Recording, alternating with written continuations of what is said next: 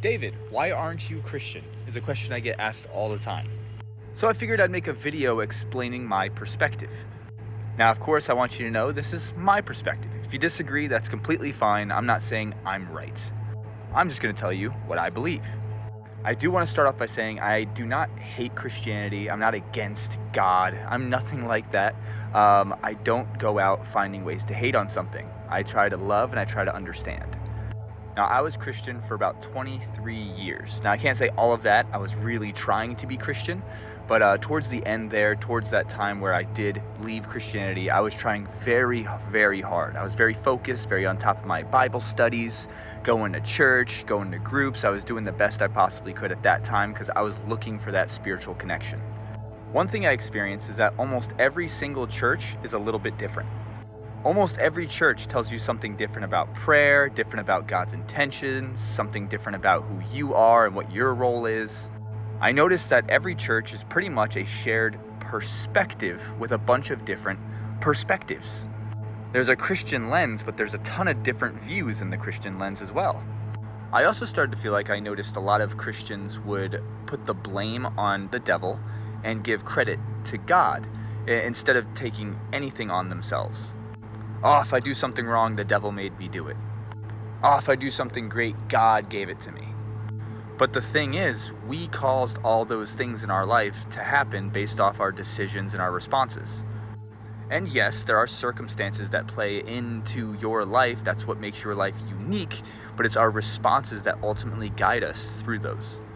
Inside that, I started to think about the fact that there are tons of other people around the world that believe in tons of other gods and perspective and thoughts and philosophies and views on divinity.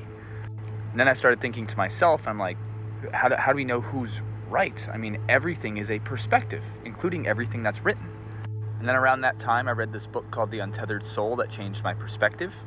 And then it changed the way that I viewed the Bible and the Christian teachings.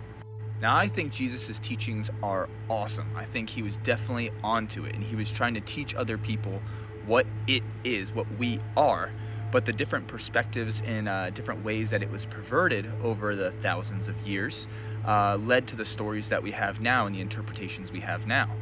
However, if you look at the way that everything is presented, it benefits the church, and it's very good at being used in political ways. It's very good at being used in tons of different divinative ways, ways that divide us. I believe there's a reason that Jesus' own people put him on the cross. I believe what he was trying to teach is something that would have taken the power away from others and given it back to you. Because once you realize that you are the powerful one, you are I am, you are connected to God, source, whatever it is you want to call it, then everybody who has power over us loses that power because we've learned that giving them the power is what makes them powerful. Take back your power and you become powerful in your own life. The way it's taught is to separate us from ourselves so that you have to listen to the rules and regulations that are built by what I think is people. I think people built a lot of these rules and they used God as an excuse and the devil as an excuse. I don't think there's any reason we should be scared of a punishment in an afterlife. In fact, I believe that hell is possibly just the act of reincarnating on this earth until we awaken to who God really is or who we really are, whatever you want to call it, and then we go to heaven or paradise or we link with source, whatever you want to call it. Jesus was a teacher of information. Buddha was a teacher of information. And there's tons of other people who teach this information and are viewed from tons of different perspectives.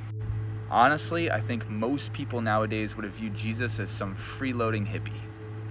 However, he made such a crazy impact on the world. But we do live in a world where everything is manipulated, everything is perverted, everything is used for power, for growth, for money.